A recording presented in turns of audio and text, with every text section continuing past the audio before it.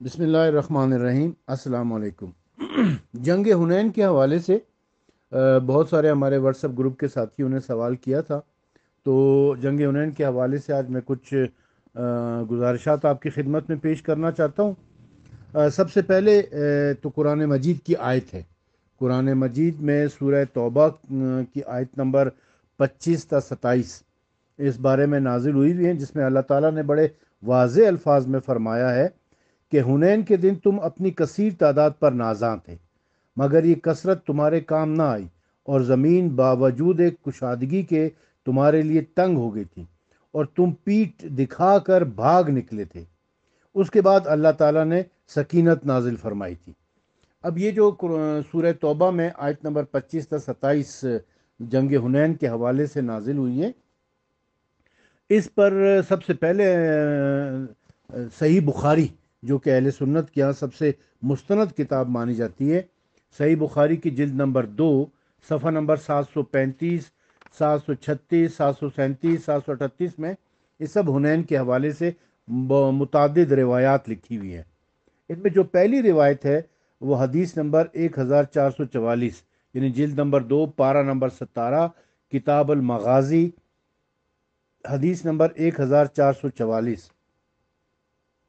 ابو اسحاق کہتے ہیں کہ میں نے یعنی برہ بن عازب سے سنا، ان کے پاس ایک شخص آیا، کہنے لگا کہ ابو عمارہ، یہ برہ کی کنیت ہے، کیا آپ حنین کے دن بھاگ نکلے تھے؟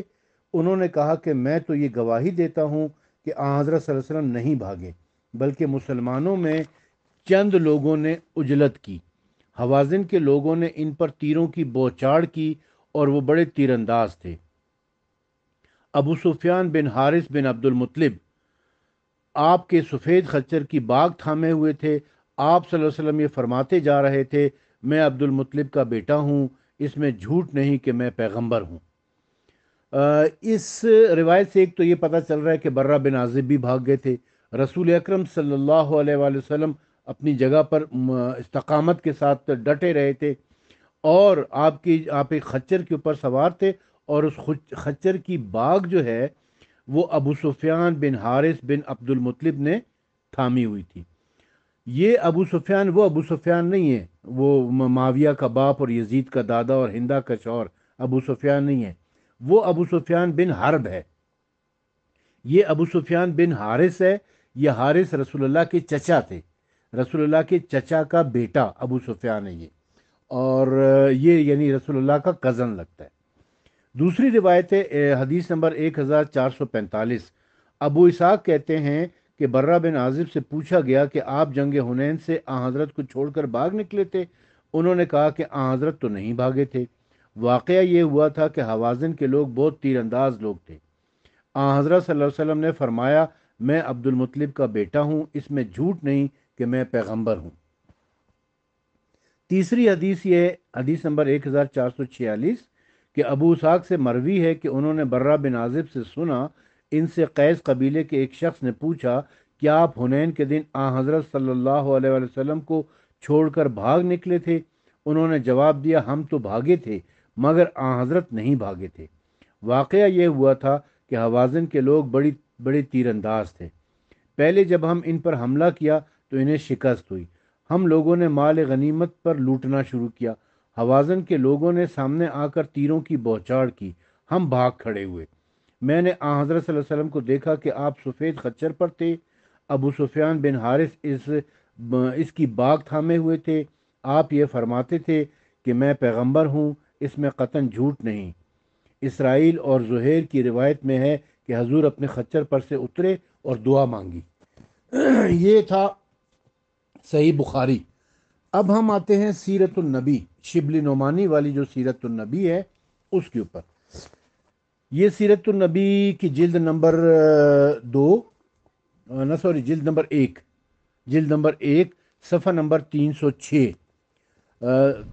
پہلے تو اس نے یہ سورہ توبہ کی آیت نمبر 25 اور 26 لکھی ہے، اس کا ترجمہ لکھا ہے، اور ترجمہ اس کا یہ ہے کہ اور حنین کے دن کو یاد کرو جب تم اپنی کثرت پر نازاں تھے، لیکن وہ کچھ کام نہ آئی، اور زمین باوجود وسعت کے تنگی کرنے لگی، پھر تم پیٹھ پھیر کر بھاگ نکلے۔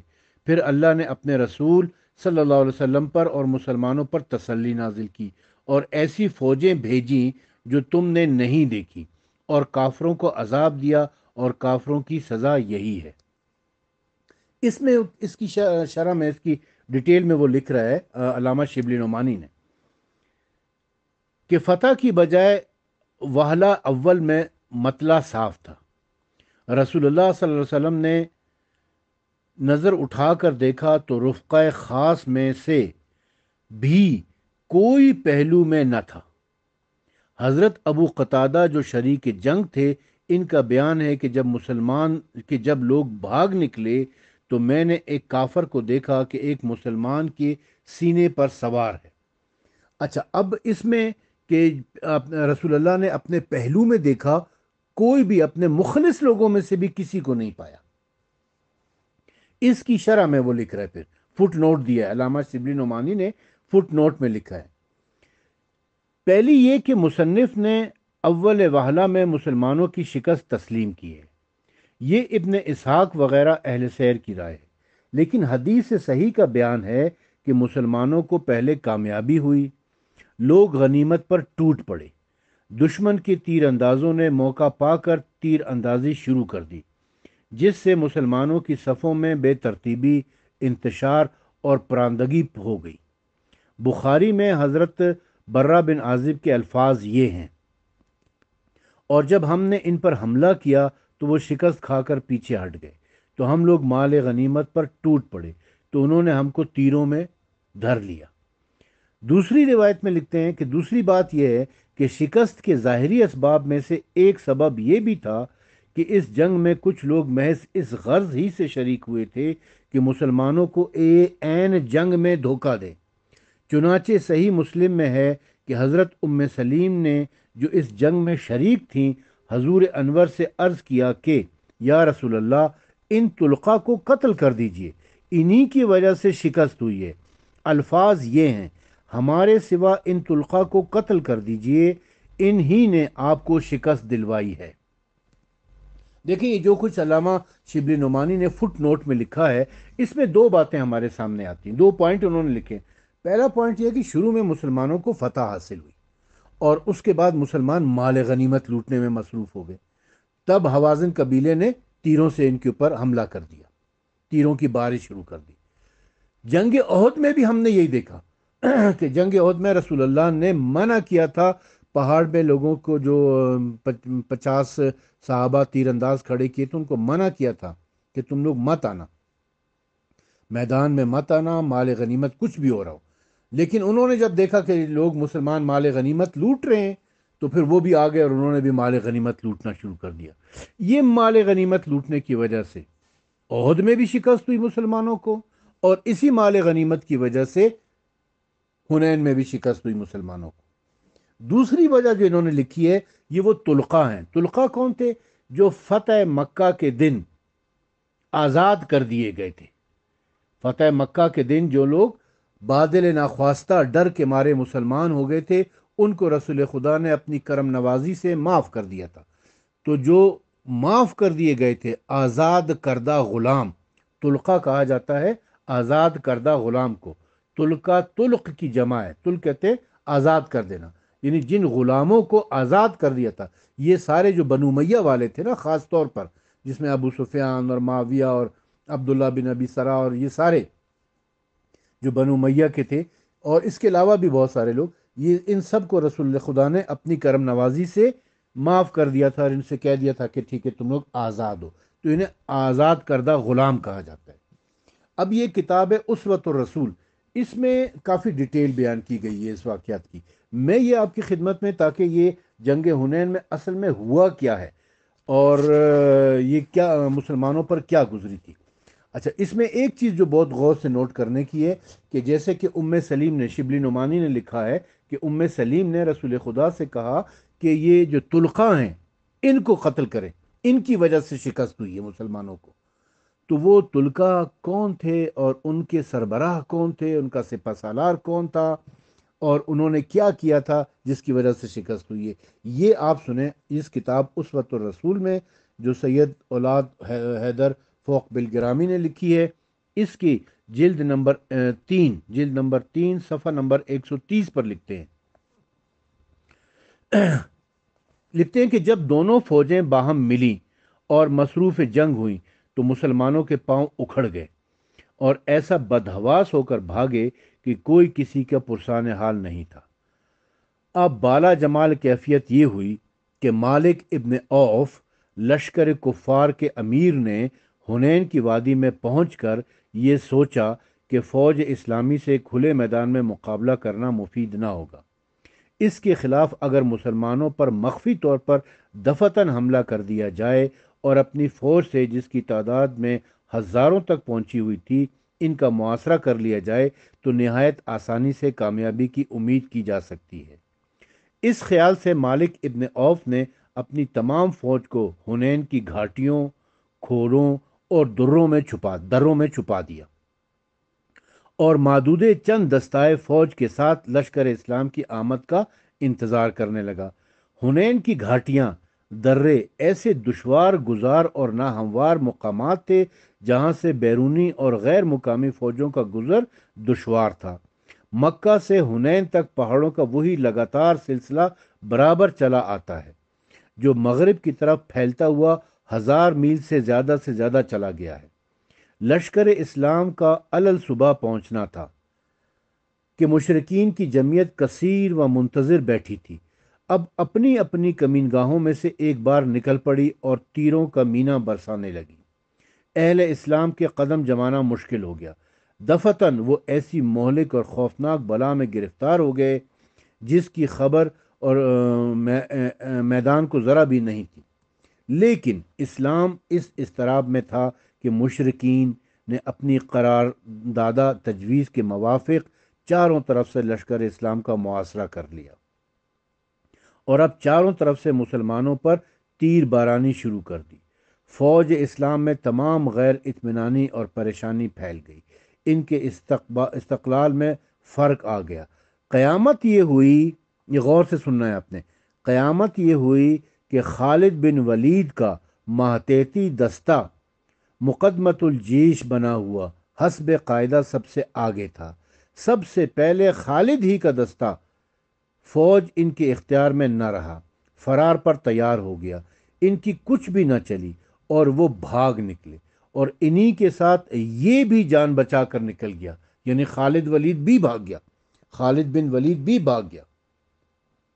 خالد کے ساتھ بنی سلیم کے لوگ تھے، وہ سردار فوج کو گریزاں دیکھ کر کب ٹھہرنے والے تھے، وہ بھی چلائے۔ ان کے بعد مکے کے 9 مسلمین کی بھرتی تھی۔ ان کو بھاگنے میں کیا دشواری تھی، یعنی یہ جو طلقہ تھے بھی دشواری تھی۔ میدان سے نکلے اور انہی کے ساتھ یہ بھی جان بچا کر نکل بھاگے۔ بلا آخر یہ نوبت پہنچی کہ تمام اہل اسلام، عام اس سے کہ مہاجر ہوں یا انصار، فرار ہو گئے۔ بروایت 10 اور بے روایت کل 4 خالص ایمان اور کامل اسلام بزرگوان حضرت صلی اللہ علیہ وسلم کے ساتھ رہ گئے، یعنی 10 یا 4 یہ روایتیں ملتی ہیں۔ اچھا، اب مزید لکھتے ہیں کہ تبری میں ہے، تاریخ تبری میں ہے کہ رسول اللہ صلی اللہ علیہ وسلم، چند مہاجر و انصار اور چند آپ کے اہل بیت باقی رہ گئے۔ مہاجرین میں جن کا رہنا ثابت ہے، یہ علامہ تبری نے لکھا ہوا ہے، علامہ تبری کے الفاظ ہیں، میں اس کے اوپر آگے چل کر بات کروں گا۔ علامہ تبری نے لکھا ہے کہ مہاجرین میں جن کا رہنا ثابت ہے وہ ابو بکر اور عمر ہیں، اور اہل بیت میں علی ابن ابی طالب، عباس بن عبد المطلب اور ان کے بیٹے فضل اور ابو سفیان بن حارث اور ربیعہ بن حارث اور ایمن بن ایمن اور اسامہ بن زید بن حارثہ۔ ایمن کا نام عبید تھا اور یہ ایمن ایمن کے بیٹے تھے۔ یہ تاریخ تبری کے صفحہ نمبر 1661 پر ہے۔ مزید لکھا ہے کہ ابن حشام نے بھی یہی نام لکھ کر بتلایا ہے۔ ان دونوں تاریخوں کی روایت اس قول کے مطابق ہے کہ میدان میں 10 آدمیوں کا باقی رہ جانا بیان کیا گیا ہے، مگر اس کے تو تسلیم کرنے میں بہت بڑی مشکل ہے۔ یہ کہ صحیح بخاری کی روایت کے مطابق حضرت عمر کا نام اس سے نکل جاتا ہے، کیونکہ اس میں صاف صاف لکھا ہوا ہے کہ ابو قتادہ سے مروی ہے کہ بروز حنین مسلمان پسپا ہو کر بھاگے تو میں بھی ان کے ساتھ تھا۔ ناگہاں کیا دیکھتا ہوں کہ معذورین میں حضرت عمر ابن خطاب بھی ہے۔ میں نے ان سے عرض کیا کہ کیا حال ہوا مسلمانوں کا، کہ بھاگ کھڑے ہوئے۔ انہوں نے کہا خدا کی مشیت۔ یعنی اس سے صحیح بخاری کی روایت سے تو یہ پتہ چل رہا ہے کہ حضرت عمر بھی بھاگنے والوں میں تھے۔ اب جب حضرت عمر بھاگے تو پھر حضرت ابو بکر بھی یقیناً بھاگے ہوں گے، کیونکہ یہ دونوں تو ہمیشہ ساتھ ساتھ ہیں، اور حضرت ابو بکر چاہے خلافت ہو چاہے بھاگنا ہو، حضرت عمر سے آگے رہے ہیں ہمیشہ۔ پہلے نمبر پر وہ رہے، دوسرے نمبر پر یہ تھے۔ اچھا، شبلی صاحب، حضرت عمر کیا تحقیق سے معلوم ہوتا ہے کہ سوائے 4-5 بزرگواروں کے بقول آپ کے مطلع کا مطلع صاف تھا، یعنی سب بھاگ گئے تھے۔ کنز الامال میں مرقوم ہے کہ ابن عساکر حسین ابن علی علیہ السلام سے روایت کرتے ہیں کہ آپ نے فرمایا کہ بروز حنین جو لوگ رسول اللہ صلی اللہ علیہ وسلم کے ساتھ ثابت قدم رہے، ان میں حضرت عباس، علی ابن ابی طالب، ابو سفیان بن حارث، عقیل بن ابی طالب، عبداللہ بن زبیر ابن عوام اور اسامہ بن زید بن حارثہ تھے۔ اس روایت سے ثابت قدم رہ جانے والے حضرات بجائے 10 کے 7 معلوم ہوتے ہیں، لیکن سیرت حلبیہ کی روایت نے ان 7 بزرگواروں کی بھی تلخیص کر دی ہے۔ وہ یہ ہے کہ جب روز حنین لوگوں نے رسول اللہ صلی اللہ علیہ وسلم کے پاس سے فرار کیا تو آن حضرت صلی اللہ علیہ وسلم کے پاس رہنے والے 4 شخصوں کی کوئی اور باقی نہ رہا، جن میں 3 بنی ہاشم تھے اور ایک غیر بنی ہاشم۔ بنی ہاشم میں علی ابن ابی طالب، عباس، ابو سفیان ابن حارث اور ابن مسعود۔ ابن ام ایمن غیر بنی ہاشم تھے۔ یہ ابن مسعود ہیں، عبداللہ ابن مسعود، یہ ان کے بارے میں کہ یہ ایک غیر بنی ہاشم تھے، باقی 3 بنی ہاشم کے تھے، یعنی یہ 4 بتا رہے ہیں۔ یعنی سیرت حلبیہ میں 4 آدمی تھے، سیرت کنز الامال میں 7 آدمیوں کا ذکر ہے، طبری میں 10 آدمیوں کا ذکر ہے۔ یہ 10 آدمی والی جو روایت ہے نا، اس کے اوپر میں مزید ڈسکس کرتا ہوں آگے چل کر۔ اسی کتاب میں اسوۃ الرسول میں مزید لکھا ہوا ہے کہ واقعات کے ساتھ جب قرائن کی تطبیق کی جاتی ہے تو حقیقت حال کا انکشاف ہو جاتا ہے۔ یہ تو مسلم ہے کہ 10 سے زیادہ شخص آن حضرت کے پاس نہیں بچے تھے، کیونکہ کسی محدث و مورخ نے بچنے والوں کی تعداد اس سے زیادہ نہیں لکھی ہے۔ اس 10 کے خلاف کم تعداد کے ثبوت بھی روایتیں موجود ہیں۔ ان میں سے ایک روایت میں 10 کے 7 بتلائے گئے ہیں اور دوسری میں 7 کے 4۔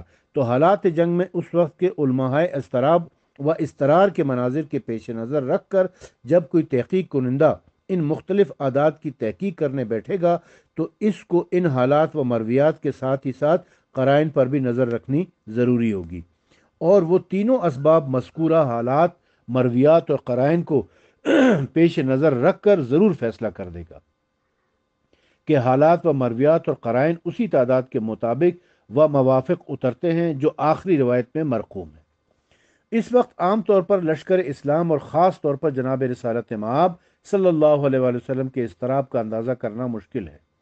تمام تاریخ و سیرت کی کتابیں تمام صحابہ سنن و مسانید کی دفاتر لکھ لکھ کر پکار رہے ہیں کہ سامنے سے، پیچھے سے اور پہلو سے فوج کی فوج، صفیں کی صفیں، دستوں کے دستے بھاگے جا رہے ہیں، اور جناب رسول خدا صلی اللہ علیہ وسلم چاروں طرف بآواز بلند پکار رہے ہیں، میں نبی ہوں، جھوٹ نہیں ہے کہ میں نبی ہوں، میں وہی عبد المطلب کا بیٹا ہوں۔ آپ بار بار ان کلمات کو بآواز بلند پکار رہے ہیں، مگر سنتا کون ہے؟ سیرت حلبیہ میں ہے کہ اس وقت ابو سفیان بن حارث بن عبد المطلب حضرت صلی اللہ علیہ وسلم کے رکاب تھامتے تھے اور آپ لوگوں کے گریز کرتے ہوئے دیکھ کر فرما رہے تھے، تم کہاں بھاگے جاتے ہو؟ مگر وہ کسی طرف التفات کرتے تھے۔ تب حضرت صلی اللہ علیہ وسلم نے حضرت عباس سے فرمایا کہ ان کو آواز دے دو، اے گروہ انصار، اے صاحب سمرہ، یعنی زیر درخت سمرہ بیت رضوان کرنے والو، کہاں بھاگے جاتے ہو؟ تاریخ احمدی میں ہے کہ جب بروز حنین صحابہ نے راہ فرار اختیار کی تو جناب رسول مقبول صلی اللہ علیہ وسلم نے حضرت عباس سے فرمایا کہ ان کو پکارو۔ عباس بولے، یا رسول اللہ، میری آواز ان کے کانوں تک کیسے پہنچے گی؟ آپ نے فرمایا، ندا کرو، تمہارا کام ہے، اور اس کو ان تک پہنچانا خدا کا کام ہے۔ خدا خدا کر کے حضرت عباس کی آواز بھاگنے والوں کے کانوں تک پہنچی اور اب جا کر کل 100 آدمیوں کے قریب رسول خدا کے پاس لوٹے۔ اتنی ہی دیر میں کیا سے کیا ہو گیا تھا۔ دنیا کے ابن الوقت اور ان کے قابو پرستوں اور شکم بروروں نے اتنی ہی دیر میں رنگ بدل دیے اور عرب کی حکومت قریش کی تاجداری کے منصوبے باندھنے لگی۔ چنانچہ سب سے پہلے خلفائے امیہ کے مورث اعلیٰ معاویہ کے باپ ابو سفیان بن حرب، جو کہ یزید کا دادا ہے، کے متعلق مورخ ابو الفدا تحریر کرتے ہیں کہ جب مسلمانوں نے راہ فرار اختیار کی تو اہل مکہ کے دلوں میں جو کینہ اور حسد خفی تھا وہ ظاہر ہو گیا۔ چنانچہ مسلمانوں کے بھاگنے پر ابو سفیان ابن حرب، اب یہ جو ابو سفیان ہے نا، یہ معاویہ کا باپ اور یزید کا دادا اور ہندہ کا شوہر ہے، ابو سفیان ابن حرب کہنے لگا کہ یہ لوگ جب تک سمندر کے کنارے تک نہ پہنچیں دم نہ لیں گے۔ یہ ابو سفیان کے الفاظ ہیں، یعنی اسے بڑی خوشی ہو رہی تھی کہ مسلمانوں کو شکست ہو گئی ہے اور وہ بھاگ گئے۔ ابھی صبح سے شام نہیں ہوئی تھی کہ انہیں ابو سفیان کے ایسے دشمن جان و ایمان کے ساتھ اسلام اور پیغمبر اسلام صلی اللہ علیہ وسلم نے کیسے کیسے احسانات کیے، کیا کیا الطاف و تفصیلات دکھائی، جان بخشی کی، تمام جرائم معاف کر دیے، ذاتی امتیاز اور اعزاز عنایت کیا، یہاں تک کہ ان کے گھر کو اہل حرام کے لیے عفو و تقریصات کا دامن اور رحمت و نجات کا دامن بنا دیا۔ ان تمام رعایات و احسانات کے جواب میں ایک ذرا سے انقلاب کے ہوتے ہی انہوں نے اسلام سے اتنی جلدی اپنی مخالفت اور معارضت کا اظہار شروع کر دیا، جس سے اب نہ ان کے دل میں اسلام کا قیام معلوم ہوتا ہے اور نہ ایمان کا نشان۔ اچھا، یہ تو اسوۃ الرسول سے میں نے آپ کی خدمت میں پیش کیا۔ اب آتے ہیں تفسیر قرطبی کی طرف۔ تفسیر قرطبی میں یہ جو 10 والی روایت ہے نا، اس کے اوپر میں تھوڑا سا ڈسکس کرنا چاہتا ہوں کہ یہ 10 افراد جو ثابت قدم رہے تھے وہ کون ہیں۔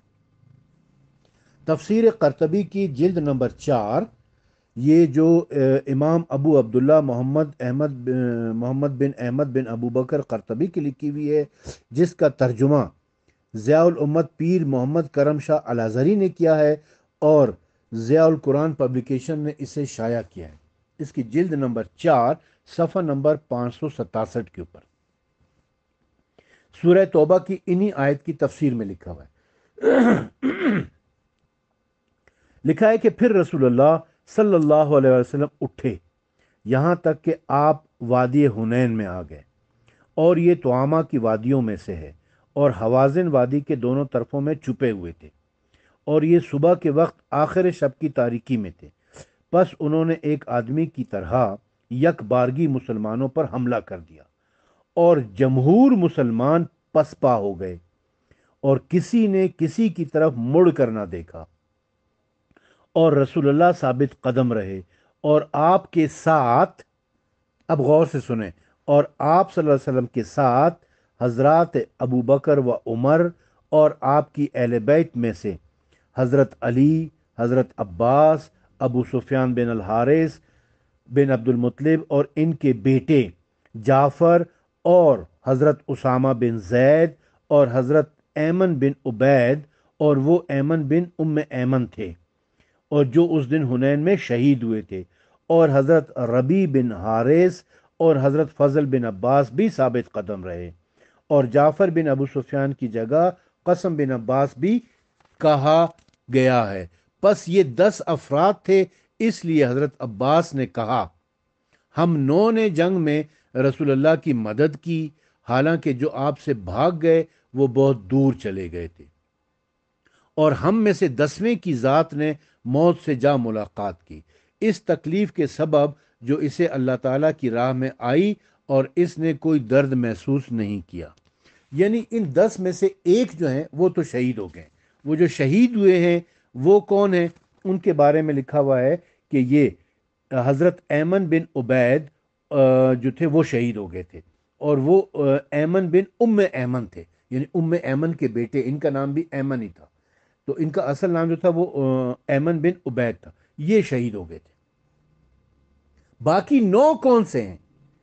اب اس میں دیکھیں یہ جو روایت اس نے لکھی ہے نا قرطبی نے، علامہ قرطبی نے جو روایت لکھی ہے اس میں ایک جگہ ڈنڈی مار گئے. اب وہ ڈنڈی علامہ قرطبی نے ماری ہے یا مترجم نے ماری ہے، مصنف کی ڈنڈی ہے یا مترجم کی ڈنڈی ہے یہ مجھے نہیں پتا، لیکن ڈنڈی اس میں ماری گئی ہے. وہ ڈنڈی کیا ماری گئی ہے، وہ کیا دو نمبری کیا کی گئی ہے، علمی خیانت کیا کی گئی ہے، وہ میں آپ کو بتاتا ہوں.